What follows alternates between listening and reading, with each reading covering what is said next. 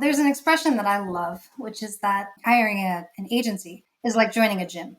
You have to show up to get value from your investment. So you can hire an agency and say, go, here's my media kit, or write me a media kit, press kit, and generate the coverage.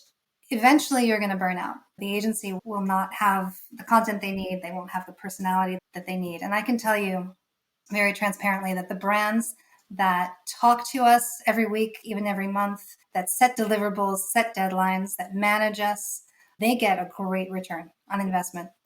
Brands that think they can just hire an agency to do the communications work for them don't really. They really need to show up. Welcome to Masterclass US Wine Market with me, Barbara Fitzgerald. In this show, we'll break down the complexities of selling wine in the US by discussing the relevant issues of today with experts from around the globe. Each episode serves up 3 key insights to help elevate your winery's presence in the US market. So grab a pen and paper and let's pave the way for your success in the US. Hello and welcome to Masterclass US Wine Market. Today I am thrilled to welcome Erica Nonni to the show. Erica is the founder of Nonni Strategic Marketing, which is a communications agency based in New York City with team members in the US and Europe. She founded NSM 10 years ago, and she and her team of 6 work with international fine wine and specialty food brands to build awareness and create demand in the US, the UK, and globally. So welcome to the show, Erica. It's really nice to have you here. Thank you, Barbara. It's great to be here. Yeah, thank you so much for making the time. And before we dive into today's discussion, if you, Erica, could please tell us a little bit more about your background and how you came to work in the wine business. Absolutely. As you noted, Barbara, I founded my agency, NSM, or Nonni Strategic Marketing, in 2014. So we are celebrating 10 years this year, which is very exciting. Congratulations. Yeah. Thank you. Thank you. And like for many people, my background in Italian wine started more with the Italian part, and the wine part soon followed.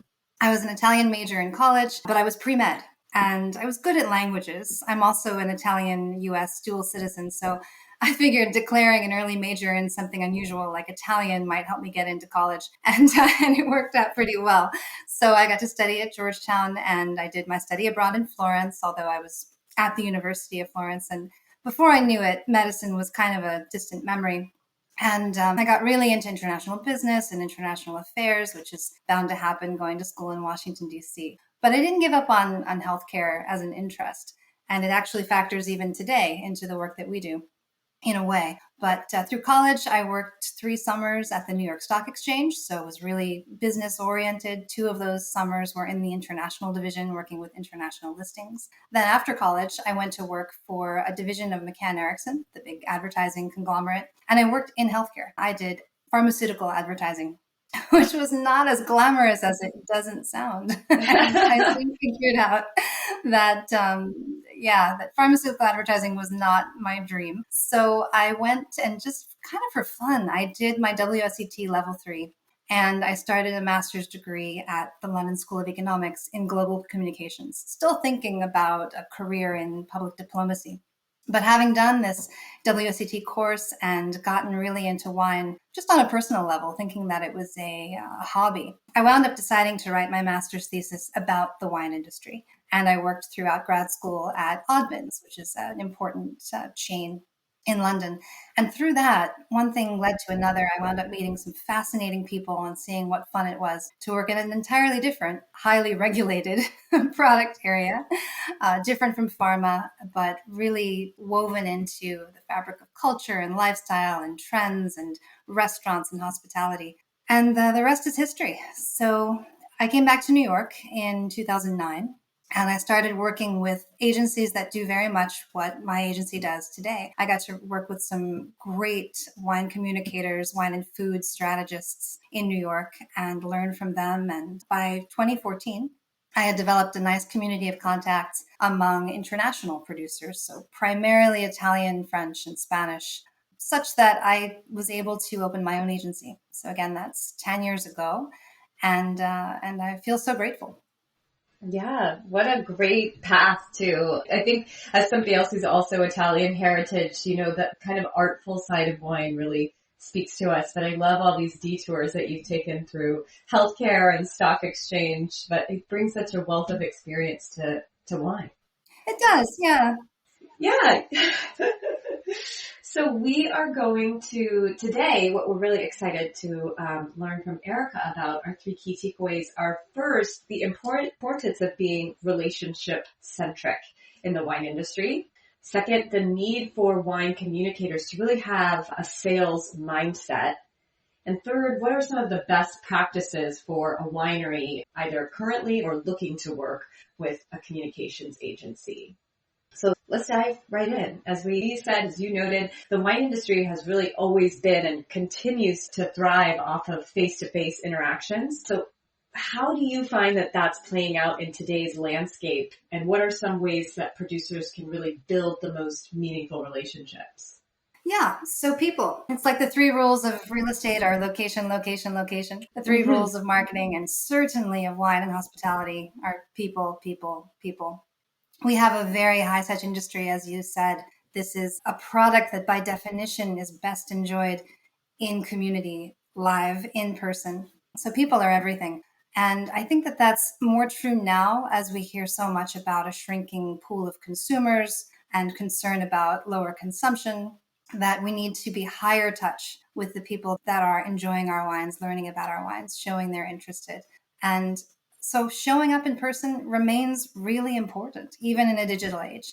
Picking up the phone, bizarrely, I have found to be so impactful because everybody has one, but nobody uses it to speak. And so picking up the phone, whether it's to call a journalist and check in, or to call a buyer, an account, a friend, because we are all friends fundamentally in this industry. One of the greatest things about it is that people generally like their jobs and they're generally really cool. And so I find the phone is really useful. And most of all, to be generous. You know, when you run an agency, really when you work in any sort of a service business, there can be a point where you feel like maybe you're giving too much, you're working too hard, you're working beyond your retainer, beyond your hours, whatever it is. But I've found, as I've gotten more into it, that being generous always comes back. And I think this is true whether you're a winery, a salesperson for a distributor, an agency owner, a journalist, anyone. Having that mindset, that posture of abundance and of generosity has a huge impact.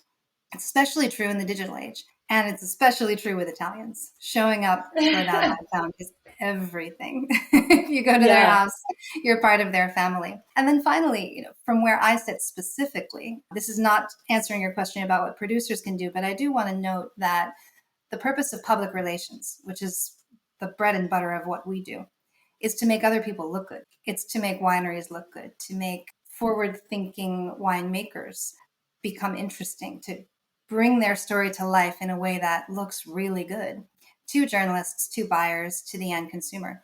And so how does this work for a producer? Well, these are character traits to develop for anyone. But I think from where I sit, choosing partners, whether it be your importer or your communications agency, that can exhibit these attributes, this attribute of generosity, and going the extra mile and truly enjoying what they do and being willing to pick up the phone can make a difference. Yeah, absolutely. I think too, when we're talking about, you know, especially communicating who you are to the press in these ways, showing up really not just generous, like with extra wine, but generous in your personality and who you really are. Like, don't hide behind closed doors, right? That authentic personality really, I think, is what makes not the person who had the biggest, you know, return on investment last year, but the person who can really draw the most people in. Yes, for sure. So then I think one of the most common piece of advice that wine producers, especially in Italy, are often given is to be present in the market. But from your marketing perspective, what are some ways that a winery can really be strategic about this to get the greatest return on their investment? Because being present outside of Italy is costly. Yeah, well, I think, you know, there is being present in person. There's also being present digitally. We have to be strategic about timing. Timing is everything. You know, it's funny. We talked a little bit about sales, and I know we'll come back to that, but sometimes what you're trying to get out of your audience is not their money, but their time, particularly when the audience is trade.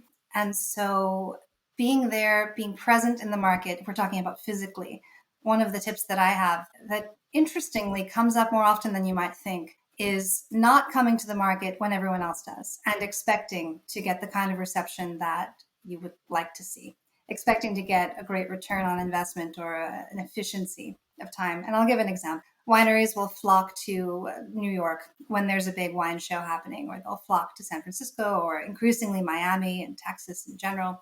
And they'll be there in the company of lots of their peers who all have great things to say. And there's a discrete, limited number of palates and ears that are there to listen and to digest what they want to share. And so, although this seems intuitively or efficiently strategic, it's probably the worst time to work the market. Obviously, a producer, a winery has to listen to its importer and work the market and do the blitzes, as they say, when it works for the sales team. But barring that, I would say try and meet people when they're less busy. Yeah. It's fairly obvious, but it's interesting how often we have to remind, or we try to remind our clients of that. Yeah. And then on the digital side, I think working the market can be more personal than it is. I think some American wineries do this fairly well, but take, for example, a market visit. You have a winery owner, a winemaker, a brand ambassador even, someone who really lives and loves the brand, who meets with consumers, or at minimum meets with influential retailers or restaurant point of contact people, sommeliers, wine directors. And they have a real impact. They break bread over dinner. This happens all the time. If they could make a point to follow up and keep a database of an interesting fact about that person, send them a note on their birthday, mention that interesting fact. On a very individual level, that person may not move mountains for sales, but that person knows many other people who will. And so word of mouth remains important. I think on the flip side, if you have tourists coming to your winery, which heaven knows Americans flock to wineries, you know, we're inundating Italy, I think, more than ever post-COVID. And so have a mechanism whereby you gather people's birthdays, their wedding anniversaries, maybe they're traveling for that, and then send a personal note. And, you know, if we're talking about a winery that has DTC, which I know a specialty of yours, Barbara, you can really integrate that very simple level of personalization that I see so seldom, particularly from foreign wineries. Yeah, I love that you called out the kind of having a way to remember details about people, because it is something I talk about with my clients all the time. Is if you want to have a genuine relationship with this person, you have to talk to them like you talk to your friends. Remember when it's their birthday, remember that they don't like, you know, X, Y, or Z. So I appreciate that you're calling out that it's helpful to also maintain that, you know, in the distribution side or the press side. It doesn't have to just stop in a direct relationship. One other thing that I think we miss a lot is humor. And I think it's to build on what you just said about personal, you know, having that way of integrating personal details. We're so serious. In the wine industry, we're so serious. And I know that part of that has to do with language differences. But I think brands that have a lighthearted, that don't take themselves quite so seriously, that don't dwell on the same keywords of tradition and innovation, they just do better. They're more personal, they're more real, and some are doing it well. And so having, for example, an entertaining newsletter that only goes out to people who really have had a true encounter with the brand, where they feel that, okay, they're not the only one getting this newsletter, but they're part of a cohort of people who have had an experience, who've lived something, and then they feel emotionally connected to it and they want to share it. Maybe they forward it because they know their friends won't have seen it. Yeah. That sort of thing is pretty easy. Definitely. Using the people that already love you to be your brand ambassadors is like so clutch. Yeah, absolutely. So you mentioned the need for wine communicators to have a sales mindset, and we've kind of already been discussing this in terms of, you know, ways that they can be connected to their consumers and understanding the better timing. But anything else you want to add to that motto? Absolutely. Working in marketing and communications, sometimes people will say that it's the other side of the coin from sales, or it's even the antagonist to sales. Who's getting the budget? Who's getting the attention? Who's getting the information? I think we are all in sales. Every single one of us that works in wine, whether we're making the wine or we're exciting people to talk about the wine, we're all in sales. So we are selling a story. We're selling a concept. In my case, in our case, you know, you work for an agency, you're always selling your services to potential clients to existing clients. You're selling your clients' stories to the people who can amplify those stories. So a sales mindset permeates everything we do. And I think it's a mistake to think of public relations, to think of communications or even marketing as the thing you do if you don't like sales. And having said that, I think sales is hugely gratifying because it is very much a person to person kind of encounter. Yeah, I agree. I think people are often led to believe like you're either in sales or you're either in marketing, but really everything is, if we're trying to move a product, we're all in the boat together. Absolutely. And sometimes the currency of that sale is money. I think that's what we often think it is, but often it's time. And I said this earlier, we're really looking for a resource that people feel is scarce, and time more than money these days feels scarce. So it's a gift when they give you that time, and it's something that we're bidding for, let's say. Yes, absolutely. Time, and I would say also even attention, because people's attention spans are so inundated. So the two together are really maybe the most valuable things out there right now. Absolutely. I'll bet anybody listening to this podcast right now is doing 5 other things. Yeah. And that's fine because that's what we all do. Yeah. So in the last couple of years, we've seen some pretty key strategic brand relationships emerge between wine brands and what I would say are maybe less traditional collaborators. So I think a lot about Ferrari, who I know you work with, and F1, or Kendall Jackson and the NBA, and 19 Crimes and Ultimate Fighting. So in your opinion, is this the future of reaching new audiences? And how could a smaller winery initiate a partnership like this? So what should they be looking for in a partner? Yeah. So as you mentioned, we work with Ferrari Trento, and we've been working with them for 8 years and counting now. And when they brought to us about 4 years ago, this idea that we would be the global toast of Formula One racing, I was stunned. I was like, you want to work with what? Is this NASCAR? Motorsports? This is a luxury brand. What are you thinking? Well, I was incredibly off base. Turns out Formula One is definitely a luxury brand. And as we've all seen in the US, the timing of that partnership was absolutely brilliant. And I have to hand it to the brand team who came up with it, where they identified a sport that was already very prestigious, very well regarded in Europe, and knew that that sport's ownership was investing heavily in the US market, which is its own major focal market globally, and in this case, the wine brand's most important export market for growth.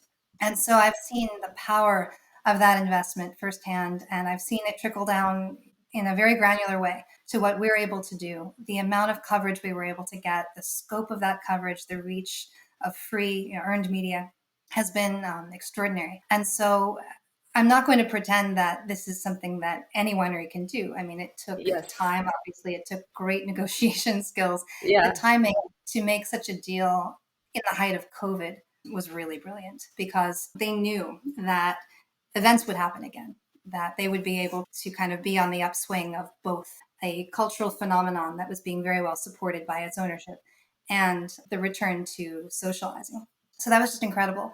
I think the NBA partnership is also really intriguing because it's something that is kind of close to Americans' hearts, regardless of the part of the country that you're in. And it reaches a variety of people that perhaps other sports don't. Golf, for example. Obviously, basketball has a higher viewership. And here again, we're talking about a big brand. I'm sure we're talking about a big budget. This isn't something that any wine brand can say, okay, I'll be next to sponsor the NBA. But I also think, to answer your question about what could a smaller, quote unquote, smaller brand, and presumably with a much smaller budget, think about, one area that I find very intriguing is pickleball. Just for example. Yeah. This is one where we cannot sell it. People outside the US don't get it. But if you go to any public park in the US these days, I'm sure you've seen it, the lines on the tennis courts are painted over with lines for pickleball. It is not just for retirement communities anymore. I go to my gym, which is a very nice gym, and the line for the pickleball courts and the aggression among the fans to get time on those courts is kind of insane. It's the fastest growing sport in the US. But if you can find an Italian winery that's willing to take a gamble on pickleball, that's willing to believe you that this is actually a really prestigious, really exciting, fast growing opportunity, send them my way. Yeah. Because It doesn't translate. It's really Yeah. something that's happening here in the US. It's not paddle. It's not, again, for old people. And so I think being willing to step outside of what's obvious, in one's own cultural context. And we're talking about imports here. We're talking about Italian wines. To make an impact in the US, an Italian brand has to have a US mentality and has to be willing to take a risk on something that's not so big and so obvious that everyone already knows, among their peers. So pickleball is where it's at. Yeah. And as you mentioned, like, sure, Ferrari, bigger brand, bigger budget, but that F1 wasn't obvious even to you, a professional who's been No. doing this for so many years. So yeah, it's all of even the bigger things I think that's why we're excited about them, is like, now that they're here, we're like, how did we not do this before? But somebody had to innovate and kind of take the risk. And so hopefully that's a little push for a winery to get excited about pickleball. Yeah. Well, in this case, it's, as I said, it's not obvious to the brand, but it Yeah. might be obvious to the brand's importer. It might be Yes. obvious to the brand's US communications agency. So listen Yeah, to your partners in the market is the lesson there. definitely. So kind of a little bit of a segue from partnerships, but let's talk about influencer marketing. And in your opinion, what kind of value does this have, especially for, many of our smaller Italian wineries? And what are some of the KPIs they should consider to measure the value of such a collaboration? Yeah, we've done this. We do a lot of influencer marketing, not just in wine. We actually do it a lot more with food, which from an age gating perspective, you can understand, and also an e-commerce perspective. Although there is geo-targeting and advertising and boosting and all this, social media is it's a global platform. They are global platforms. And so we can't ignore them. I think there are some really wonderful people, fascinating people who are doing innovative things, and they are not, quote unquote, just content creators on social. They are not, quote unquote, just influencers. They often see themselves as members of the media, and they are. They are journalists in their own right. They are salespeople in their own right. And so we've tried, for example, using dedicated discount codes for wine.com with, trying to draw that line from social to sales, which is a little bit easier on social versus traditional PR. And I think for a large brand that has a really good distribution footprint, there's value there. For an Italian brand, barring just a few, I think it may be a bit harder. And not just Italian, I mean, really for most non-commercial, non-mass production brands, it's a little bit murkier, this drawing the line from social to sales. But I think having a symphony of voices that includes social media content creators and influencers, as well as traditional media, and of course, scoring publications and brand advocates, word of mouth marketing. I mean, these are all valid. But when I think about social, and I think about wine, and I think about digital, and I think about AI, I always come back to this idea that the most charming thing about wine is that it is traditional. It is experienced with other people at a table or at a tasting bar or just with friends on a couch in your college dorm, if you're 21, of course. So, how it gets to the table has changed. You might see it on Instagram and you might click through and you might order it for delivery, but the table hasn't changed. The place where people have this emotional experience is still in person. They're still physically drinking the product. Somebody could scan a QR code and they could visit a winery, quote unquote, visit the winery, right, through a virtual reality like video. But I don't think anything, no matter how talented a social media content creator is or how advanced technology can be, I don't think anything can replace the impact of being physically in a winery tasting room or a really great restaurant or just among great friends in a simple setting to create that emotional connection that builds brand loyalty.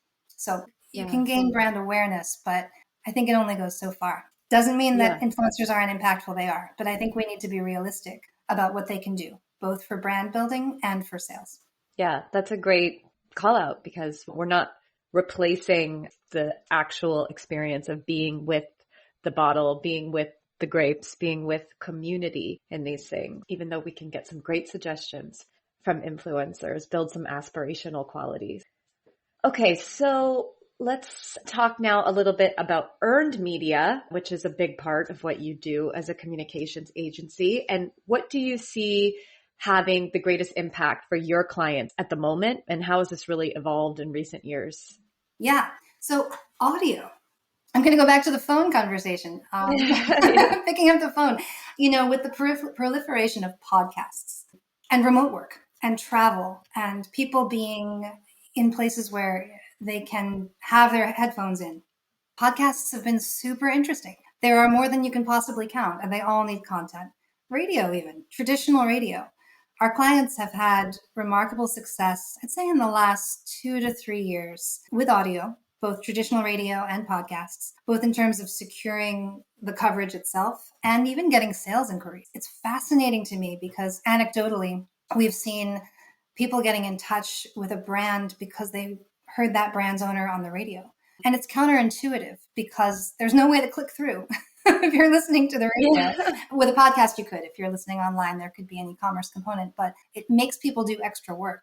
But you have their attention in a different way. I think also because we're so screen fatigued that, and nobody's really, not nobody, but not too many people Yeah. are picking up physical newspapers and magazines anymore. But the growth of podcast listenership is continuing. And so I think that is an area where you can really make a difference and you can really generate more reach because there is a need for content. And here we are talking on a podcast now. So I think that's the Yeah. point. Exactly. And the other thing is affiliate marketing. I think we have to be really sensitive as communicators to the fact that our traditional media channels are struggling or they're thriving. But if they're thriving, it's because they have a business financial model that works. And that model, which used to be a subscription model, isn't working for everyone, especially legacy brands. Some newer ones are figuring it out. Certainly a lot of great writers are trying to do it themselves through Substack Hmm. and similar. So affiliate marketing, this is when you have a product that online is linked to an e-commerce site. That e-commerce site has a program in place to give a percentage of sales back to the outlet. And this has become a real revenue stream, especially, as I said, for legacy media. And so there's not much we can do individually. A brand can't say, well, I suppose they could, but typically the way it works is that you join a platform that has a standard way of working, and embedded into your margins is this kickback, for lack of a better word. And so you're either kind of in that system or you're not. And I've found journalists will say point blank that if you don't have distribution on wine.com or similar, maybe Total Wine or something else that has good reach, and we can find your product easily in the markets where our readers are, then we can include you in a roundup of wines for Thanksgiving or whatever the holiday or occasion might be, or theme. So affiliate marketing is not just something to try out. It's kind of it's a necessary component. You have to understand it. It's kind of step one, maybe before, first the affiliates and then someday like Spectator. Yeah. Yeah. Yeah, those are great. Thank you for sharing those with us. So now let's kind of wrap up with talking about what are kind of the best ways for a winery, a brand to get use out of an agency. So if wine is all about meeting the consumer where they are, how can kind of a communications agency meet the winery where they are and vice versa? Yeah, so there's an expression that I love, which is that hiring an agency is like joining a gym. You have to show up to get value from your investment. So you can hire an agency and say, go, here's my media kit, or write me a media kit, press kit, and generate the coverage. And eventually you're going to burn out. The agency will not have the content they need. They won't have the personality that they need. And I can tell you very transparently that the brands that talk to us every week, every other week, even every month, that set deliverables, set deadlines, that manage us, they get a great return on investment. Brands that think they can just hire an agency to do the communications work for them don't really. They really need to show up. And depending on the size of the winery, that can be challenging. I get that. If you're the winemaker and the salesperson and you're managing your importers and you're Yeah. managing your agency, it may just not be workable. So hire an agency when you can manage the agency. And like that other expression goes, what gets measured gets managed, and what gets managed succeeds. And the other thing I think that's often missing when a winery first starts out looking for communication support is the distribution necessary to justify their investment. If a winery is exporting to the US, but they're in one state in the Midwest, And they're selling great volumes there, for example. And I say that simply because it's not a major media market, but it could be anywhere. They might only be in California. They might only be in New York. That rules out, theoretically, a lot of potential media coverage. You can technically get scores from ratings publications, but you're not relevant to the general consumer if that consumer can't order their wine, at minimum, order it for delivery to their door. And so I'd say at that point, invest in your distribution first, and then talk to a communications agency when you have critical distribution. I think that is such an important piece of advice, to invest in your distribution first, which is hard, but that's what we're here to do. Yeah. Okay, well, as we wind down, we finish up with a rapid fire quiz where we ask our guests 3 questions to help our listeners better solidify the lessons of this episode and understand the U.S. market. So please try to answer in a couple sentences if you can. What is your number 1 tip for mastering the U.S. wine market? Okay, back to people. Our market is, like all, clouded by marketing speak about scale and data and consumer personae and so forth. But my experience is that people matter more, and word of mouth and referrals are priceless. I love that. Especially, I will say, also working so much in Italy, they are such a strong word of mouth culture. Like what other people tell them, that kind of influencing really plays a big role for them. Absolutely. What is something you would have told your younger professional self about selling wine in the U.S.? Again, the people with whom you work are more important than what you sell, more important than what you're doing. And this isn't so much about sales, but very quickly, I've had bosses who have inspired my confidence because they've let me in on knowledge and experience. They've given me opportunities to grow and to have experiences that made me who I am. I've had bosses who were indifferent or who withheld information. And now as an employer, I've had to get better at hiring and much better at managing. And I've done that because I've had those experiences. And I've also learned that choosing your team, if you have the luxury to choose your own team, it makes all the difference. It's okay not to get along with everyone. There'll be someone else to sell to. But if you're in the wrong team or the wrong seat, you can lose motivation, you can stop performing. But when we work with the right people, the right buyers, the right clients, the right bosses at the right time, we can genuinely care about those people as people, and magic can happen. I love that. To just be a little more discerning and to remember that we're here to enjoy ourselves too, not just to kind of push a rock forward. Yes. Okay, lastly, what is your favorite travel hack? Because we all travel a lot in the wine industry. So what's yours? Yeah, so the hardest part on the first day, and this is especially true for international travel, I try to get a nap in and I don't drink alcohol on the first day. At least I try not to. That can be very hard in our industry.